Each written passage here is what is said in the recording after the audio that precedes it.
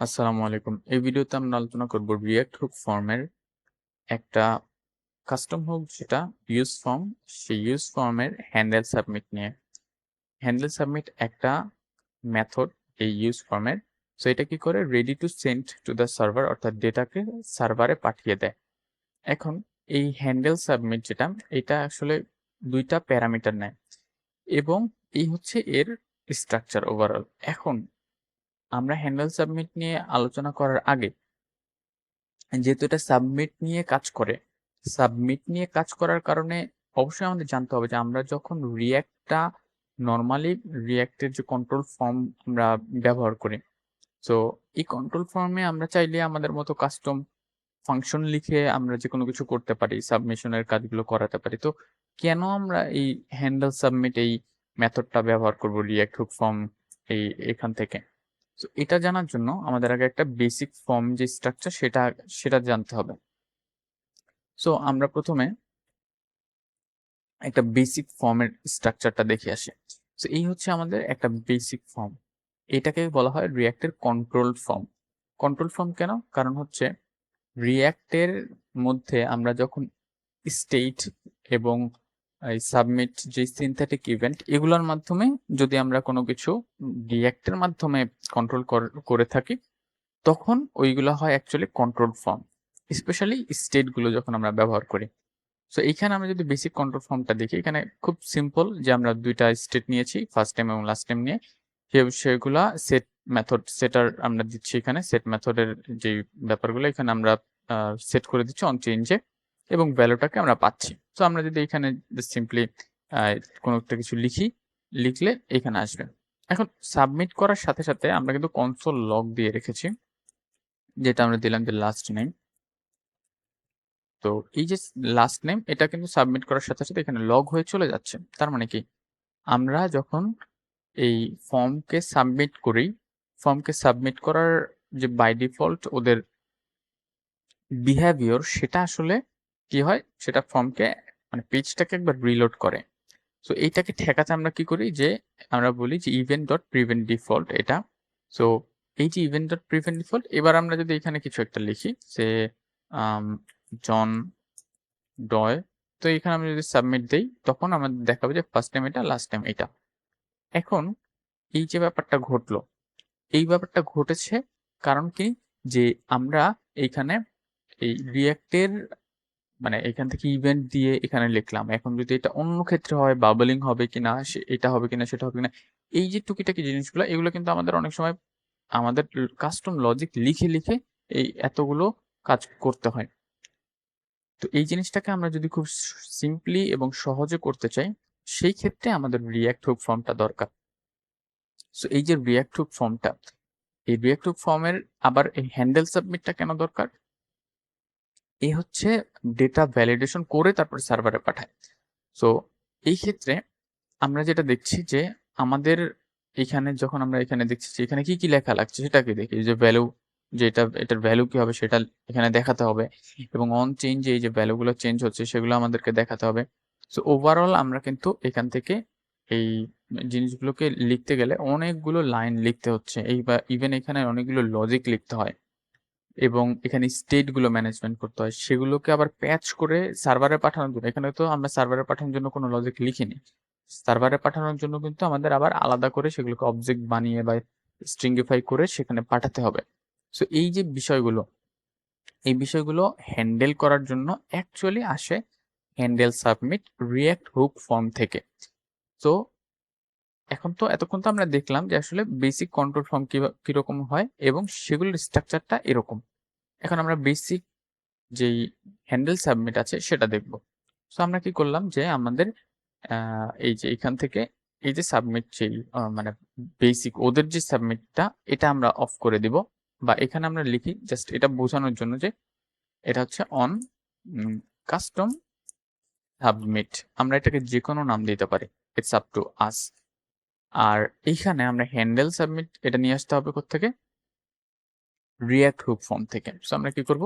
Constant আমরা handle submit এটা নিয়ে আসবো এবং আমাদেরকে অবশ্যই কিন্তু রেজিস্টার করতে হবে, তাই না? রেজিস্টার অর্থাৎ কেন রেজিস্টার করতে হবে? আমরা রিয়াক্ট থেকে এই কন্ট্রোলটা কাকে দিতে যাচ্ছি? হ্যান্ডেল সাব মানে রিয়াক্ট হুক ফর্মকে। তো ইউজ ফর্মের থেকে আমরা এটা নিয়ে আসবো। এখন আমাদের রেজিস্টার করে এই ইনপুটকে বলে দিতে হবে তুমি এখন রিয়াক্ট হুক ফর্মের আন্ডারে। সো ওইটা কিন্তু তখন কি হবে? আনকন্ট্রোলড ফর্ম হয়ে যাবে। তো আমরা এখানে যাই, গিয়ে আমরা রেজিস্টার এটাকে ফার্স্ট টাইম দিই। এই যে জিনিসগুলো এগুলো আমাদের কিছু লাগবে না। টাইপ তো অবশ্যই লাগবে, আমাদের এই জিনিসগুলো আর লাগছে না। তো সেম জিনিস আমরা এইখানে এটার জন্য করি যে লাস্ট নেম এটা দিয়ে দিলাম এখানে। ফাইন। এখন এই জায়গায় আমরা যদি দেখি যে আমরা এই যে হ্যান্ডেল সাবমিট, এই হ্যান্ডেল সাবমিটটা আমরা অলরেডি এনেছি। হ্যান্ডেল সাবমিটটা অ্যাকচুয়ালি কি, আমরা যে একটু আগে দেখছিলাম এইখানে যে হ্যান্ডেল সাবমিট দুইটা প্যারামিটার নেয়। একটা হচ্ছে সে এই যে ডেটা অবজেক্ট নেয় এবং আর একটা হচ্ছে সে ইরোর্স এটা নেয়। সো এই যে ইরোর্স আর ডেটা, এখানে আমরা বলছি যে এইখানে প্রথমত হচ্ছে আমরা এটা একটা কলব্যাক ফাংশন হবে। এই যে এটা এই প্রথম যেই মানে যে প্যারামিটারটা নেয় এটা একটা কলব্যাক ফাংশন এবং এটাও একটা কলব্যাক ফাংশন। এইখান থেকেও আমরা কিছু রিটার্ন পাই। সো এই যে প্রথম যে এটা হচ্ছে আমরা দিতে পারি কি, ওই যে আমরা যেটা লিখলাম অন কাস্টম সাবমিট, এখানে থাকবে আমাদের কাস্টম যে লজিকের যে ফাংশনটা সেটা, এবং এখানে কিন্তু আমাদের এই যে ইভেন্ট ডট প্রিভেন্ট ডিফল্ট হাবিজাবি এগুলো কিছু লিখতে হবে না, কিছু লিখতে হবে না। আমরা জাস্ট আমাদের যেই মানে অ্যাপ্লিকেশন বেস যেই লজিকগুলো সেগুলো লিখবো। মানে আমাদের সাবমিট করার পরে কি হবে বা এগুলো লিখবো। ইভেন আমরা এখান থেকে ডেটা নামক এই, এবং ডেটা না আপনি এ দিয়েও পারবেন, হ্যাঁ। ডেটা আমি দিচ্ছি নামের জন্য যে এইটাকে আমরা ভ্যালু হিসাবে পাই। তো আমরা এটাকে অফ করে দিচ্ছি ফার্স্ট নেম লাস্ট নেম এবং জাস্ট ডেটাকে এখানে লক করছি। সো এই যে এখানে জাস্ট ফাংশনের বডিটা আমাদেরকে পাস করে দিতে হবে, যেহেতু কলব্যাক ফাংশন। আমি চাইলে এখানে এরকম এই এই শুধু এই ফাংশনের যে বডিটা এইটাকেও দিয়ে দিতে পারতাম, এখানে সেম ভাবে কাজ করতো। সো এটাকে অর্গানাইজ করার জন্য জাস্ট আমি এখানে নাম দিয়ে এখানে নিয়ে আসছি। এই এখন আমরা যদি এখানে যাই, রিফ্রেশ করি এবং এখানে যে কোনো কিছু একটা দিলাম, সাবমিট করি, সাবমিট করার পরে আমরা কিন্তু একটা অবজেক্ট আকারে পাচ্ছি খুব সুন্দর মতো। এইটা কেন? এই যে হ্যান্ডেল সাবমিট, এই হ্যান্ডেল সাবমিটটা অ্যাকচুয়ালি এই পুরো ব্যাপারটাকে মানে কভার করে। এখন হ্যান্ডেল সাবমিটটা তাহলে আসলে কি? তো হ্যান্ডেল সাবমিট হচ্ছে একটা টপ অর্ডার ফাংশন। তো এই হ্যান্ডেল সাবমিটটা আসলে কি করে? টপ অর্ডার ফাংশন মানে কি? সে হচ্ছে মানে টপ অর্ডার, সে টপে বসে থাকে এবং ধরুন আমরা এখানে হ্যান্ডেল সাবমিট যে টপ অর্ডার সেটা আসলে একটা জাস্ট মানে একটা সুডো কোডের মতো দেখে ফেলি যে হ্যান্ডেল সাবমিটটা কি করে, যে কনস্ট্যান্ট হ্যান্ডেল সাবমিট, আমরা একটু বড় হাতে লিখি না হলে আবার কনফ্লিক্ট হবে। হ্যান্ডেল সাবমিট জাস্ট এটা বোঝানোর জন্য লিখছি।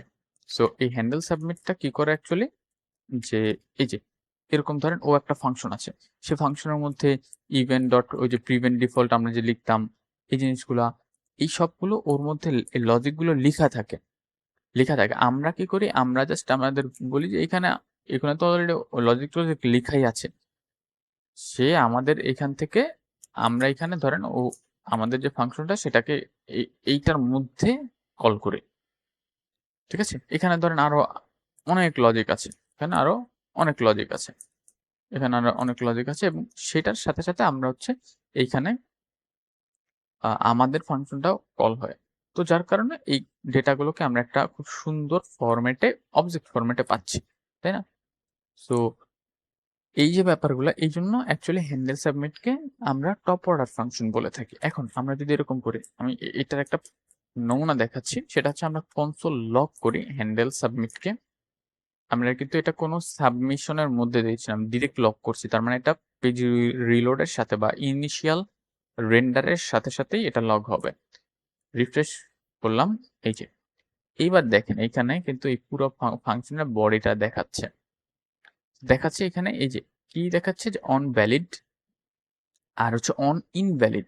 ওই যে হ্যান্ডেল সাবমিট যেটা বলছিল, ওদের যে ডকুমেন্টেশন সেখানে বলছিল যে তারা ডেটা মানে অন ভ্যালিডে সে একটা ডেটা নিবে এবং সে যদি ইনভ্যালিড হয় অর্থাৎ ইরর আসে কোনো, সেটা একটা ডেটা নেবে, সে আবার একটা ফাংশনে রিটার্ন করে।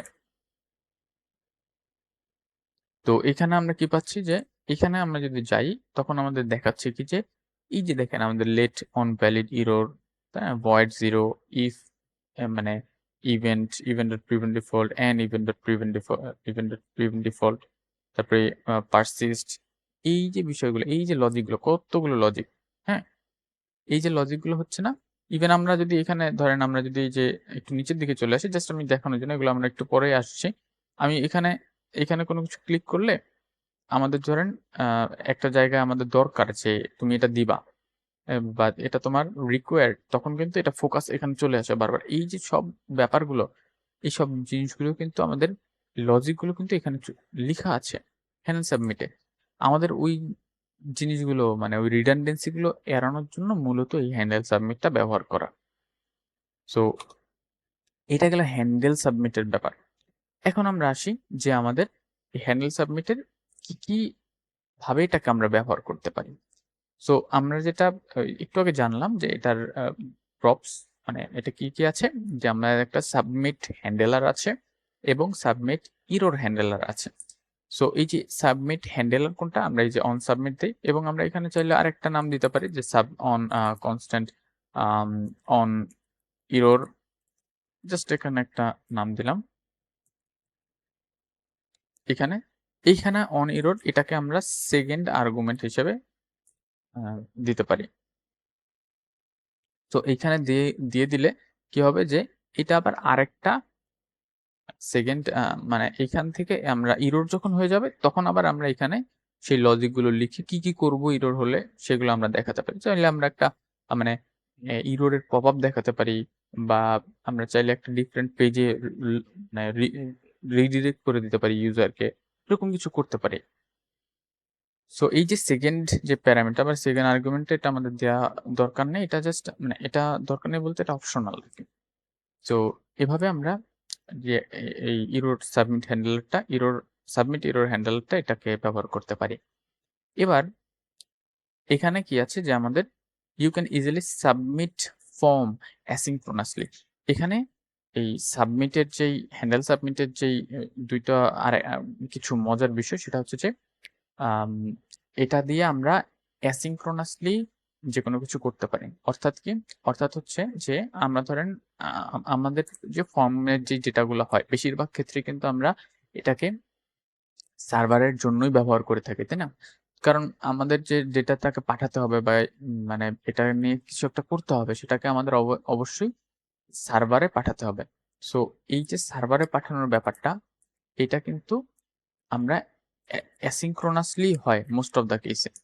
সো এই ক্ষেত্রে আমরা কি করতে পারি যে আমরা ডেটাকে সার্ভারে পাঠানোর সাথে সাথে যেই একটা প্রমিস মানে যেই কালক্ষেপণটা বা এই যে আসতে সার্ভারের থেকে আসতে এবং সেটাকে গ্রহণ করে সেটা নিয়ে কিছু একটা করা, সেই জিনিসটাও অ্যাকচুয়ালি হ্যান্ডেল সাবমিট হ্যান্ডেল করতে পারে। সো এটার একটা এক্সাম্পল হচ্ছে এটা, যে আমাদের এখানে আছে কি ট্রাই এটা এবং ক্যাচ এটা।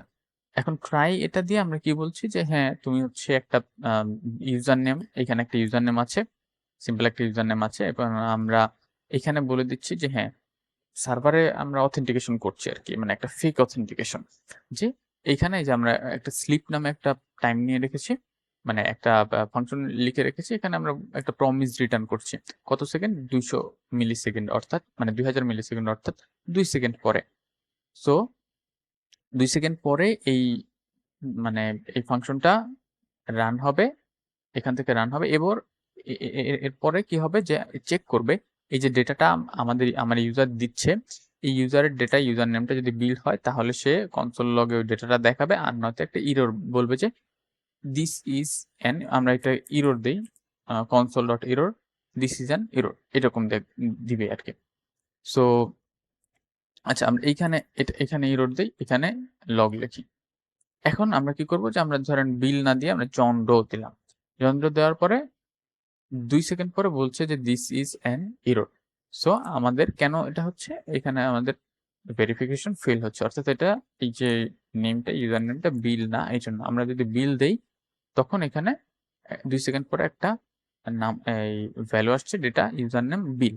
সো এই যে জিনিসগুলো, এটা হ্যান্ডেল সাবমিট কিন্তু এটার মাধ্যমে কন্ট্রোল করতে পারছে, even if it's asynchronous.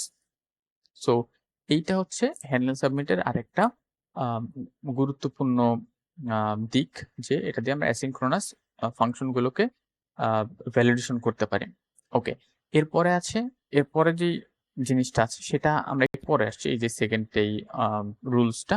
But third রুলসটাতে আসি, কারণ থার্ড রুলসটা অ্যাকচুয়ালি ফার্স্ট রুলস এর সাথে interconnected. So এখানে বলছে যে handle submit function will not swallow errors that occurred inside your submit callback on submit callback. So we recommend you to try and catch inside async request and handle those errors gracefully for your customers. So এখানে একটা বিষয় ওরা আমাদেরকে বলছে যে এইখানে যখন server থেকে ডেটা আসলো কি আসলো না, এই যে জিনিসগুলো আমাদের হচ্ছে, এরপরে যে ভ্যালিডেশনের ব্যাপারটা, এইটা আমরা এখানে কিন্তু অলরেডি আমরা দেখে ফেলেছি ট্রাই ক্যাচ দিয়ে। এটাই বলছে ওরা যে তুমি ট্রাই ক্যাচ দিয়ে এটাকে মানে করো, আর না হয় কিন্তু এই হ্যান্ডেল সাবমিট এই জিনিসগুলোকে কন্ট্রোল করতে পারবে না। কেন পারবে না? কারণ হচ্ছে সে তো অ্যাকচুয়ালি ডেটা সাবমিশন এবং ভ্যালিডেশন করে বেসড অন এই যে ওর যে ফর্মের ভ্যালিডেশন সেটার উপর। এখন সার্ভার থেকে আসার পরে সেইটা কি হবে, সেইটার যে ভ্যালিডেশন এর এটা তো আসলে তখন সাবমিশন হবে না। ওই যে বললাম অ্যাসিনক্রোনাস, এই জন্য আমরা কি করেছি, আমাদের জাস্ট একটু হেল্প লেগেছে, কি আমরা ট্রাই ক্যাচ ইউজ করেছি এবং এখানে অ্যাসিনক্রোনাসলি ওটাকে বলে দিয়েছি এটা অ্যাসিনক্রোনাস। বলার পরে কি হচ্ছে যে আমরা এখানে ট্রাই ক্যাচ দিয়া কিন্তু আমরা এই ইরর হ্যান্ডেল মানে সার্ভার থেকে আসা ডেটার ইরর হ্যান্ডেলিংটা আমরা করছি। সো এইভাবে কিন্তু আমরা জাস্ট একটা ট্রাই ক্যাচ ব্লক ইউজ করে আমরা কিন্তু এই কি করতে পারছি যে সার্ভার থেকে আসার এরর মানে ডেটা ইউজার থেকে যাওয়ার সময় তো এরর হ্যান্ডলিং পারবোই আমরা এখানে, ইভেন আমরা সার্ভার থেকে আসা ডেটার এরর হ্যান্ডলিংটাও করছি। তো এটা একটা অ্যামেজিং ব্যাপার। তো এটাই বলছে ওরা। আমরা চাইলে এখানে একটা পপ আপ দেখাতে পারতাম যে হ্যাঁ তোমার এটা এরর হয়েছে বা ওখানে এরর হয়েছে, এটা ঠিক করো, বা এটা সাইজ ঠিক না, এরকম। এরপরে আছে যে disabled inputs will appear as undefined values in form values, অর্থাৎ disabled inputs will appear as undefined values, অর্থাৎ আমরা যখন এই নর্মালি ডিসেবল দেই তখন কিন্তু আমরা বেসিক এইচটিএমএল এ তেমন কিছু পাই না, কিন্তু এখানে ডিসেবলড এটার মাধ্যমে আমরা একটা আনডিফাইন্ড রিটার্ন পাবো। আচ্ছা, এটা আসলে কি, এটা আমি একটু দেখে আসি, দেখলে ব্যাপারটা অনেক ভালো হবে। তো এখানে যেই এটা আছে, এটা হচ্ছে ডিসেবলড কি করা আছে, যে আমরা একটা ফিল্ড সেটকে ডিসেবল করেছি। ইভেন আমরা চাইলে যে কোনো একটা এই ডিসেবলটাকে যে কোনো একটা ইনপুটকে ডিসেবল করে ফেলতে পারি। এখন ভ্যালুটা আসলে কার হয় সেটা আমি একটু বোঝার ট্রাই করি। ভ্যালুটা হয় হচ্ছে ইউজার নেমের, মানে কি একটা ইনপুট ফিল্ডের, অর্থাৎ এই ইনপুট ফিল্ডকে যদি আমরা ডিসেবল করি, আমরা রিড অনলিটাকে কমেন্ট আউট করে রাখছি। তো এই ইনপুট ফিল্ডকে আমরা যদি ডিসেবল করে দেই তখন কি হবে আমরা একটু দেখি। ও সরি, আমাদের এখান থেকে একটু এটাকে আমাদের এখান থেকে অ্যাকচুয়ালি এটাকে অন করতে হবে। তো এটাকে অন করি। সো আমাদের অ্যাসিং ফাংশনটা আমরা দেখলাম অলরেডি, এটাকে ডিসেবল করে রাখি। সো এখানে বলা হচ্ছে যে ডিসেবলড ফিল্ড সেট, এখানে কিন্তু এই যে ডিসেবলড এটা আছে, ইউজার নামে আমি ক্লিক করছি বাট কিছু হচ্ছে না। ইমেল ফিল্ড কেন হচ্ছে না, আমরা এখানে যাই ডিসেবলড এর এখানে। তো এইখানে দেখা যাচ্ছে যে এটাতে আমরা এই যে ফিল্ড সেট ডিসেবল করে রেখেছি বলে আমরা কোনটাই ধরতে পারছি না। এখন ফিল্ড সেট থেকে আমি ডিসেবল করে দিলাম, এবার কিন্তু আমি এখানে ক্লিক করতে পারছি। বাট এই যে ইউজার নেম, এখানে আমি শত ক্লিক করেও এটা কিছু হবে না, কারণ এটা ডিসেবল। এখন আমি সাবমিট করলাম, সাবমিট করার সাথে সাথে এখানে কিন্তু ইরর, মানে ইরর দেখাচ্ছে, কারণ কি এটা হচ্ছে এটা এই যে পপ আপ দিয়ে বা এটা টুল টিপ বলে, এই টুল টিপ দিয়ে দেখাচ্ছে এটা অ্যাকচুয়ালি ব্রাউজারের HTML এর নেটিভ ভ্যালিডেশন। সো আমরা নেটিভ ভ্যালিডেশন ইমেল মানে ওর একটা এই এর পরে কিছু একটা লাগবে। সো আমরা সাবমিট করলাম, সাবমিট হয়ে গেল, কিন্তু এখানে ইউজার নেম দেখাচ্ছে আনডিফাইন্ড। এই ব্যাপারটা এখানে বলছিল যে disable inputs will appear as undefined values for in form values. এই যে এটা আমরা কিন্তু জানি যে এইটা অ্যাকচুয়ালি কি, এটা একটা ফর্ম ভ্যালুস। এই ফর্ম ভ্যালুসটাতে আমরা দেখতে পাচ্ছি এটা আনডিফাইন্ড আছে। তো এই ব্যাপারটাই বলা হচ্ছে, এবং এখানে বলা হচ্ছে যে if you want to prevent users from updating an input and wish to retain the form value, you can use read only or disable the entire field. Here is an example. So ওরা যে এক্সাম্পলটা দিচ্ছিল সেটা actually ওই যে আমরা একটু আগে যেটা করেছিলাম, যে আমরা যদি ইউজারকে কোনো একটা কিছুকে মানে সে যাতে এটাতে কিছু না করতে পারে, সেক্ষেত্রে আমরা রিড অনলি ইউজ করতে পারি, অথবা আমরা পুরাটাকেই, এই পুরো ফিল্ড সেটটাকেই, আমি জানি ফিল্ড সেটের মধ্যে লেজেন্ড থাকতে পারে, লেবেল থাকতে পারে, ইনপুট থাকতে পারে, এই পুরোটাকেই আমরা কি করতে পারি, ডিসেবল করে দিতে পারি। সো এটা এখানে বলছে যে if you want to prevent user some updating an input, মানে ইনপুটটাকে সে যাতে আপডেট না করতে পারে। সাপোজ আমরা ইউজার নেম, একটা বেসিক্যালি কি হয় যে ইউজার নেম কিন্তু অনেক জায়গায় আপনি চেঞ্জ করতে পারবেন না। আপনি আপনার মেইন নেম যে আছে সেটাকে চেঞ্জ করতে পারবেন, বাট ইউজার নেমটা ইউনিক হওয়ার কারণে সেটা চেঞ্জ করা নাও যেতে পারে। সেই অনুযায়ী আমরা এরকম এটাকে ইউজ করতে পারি। তারপরে wish to retain form value, you can use read only or disable the entire field set. ওই যে আমরা যেটা বললাম যে পুরো এন্টায়ার ফিল্ড সেটটাকে ডিসেবল করে রাখলে সে শুধু দেখবে যে হ্যাঁ আমার ইমেল এটা, আমার ইউজার নেম এটা, কিন্তু সে এটাকে কোনো চেঞ্জ করতে পারবে না।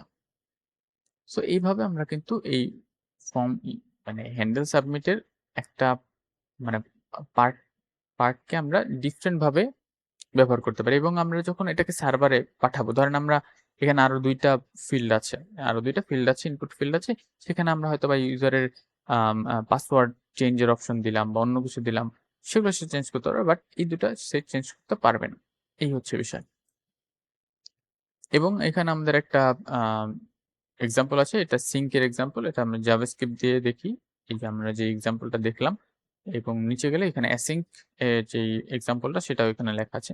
সো এই ওভারঅল হচ্ছে আমাদের এই হ্যান্ডেল সাবমিটের ব্যাপারটা। আশা করি এটা ব্যাপারে যত কনফিউশন ছিল সেটা আমরা আহ, ধরে ধরে দেখালাম।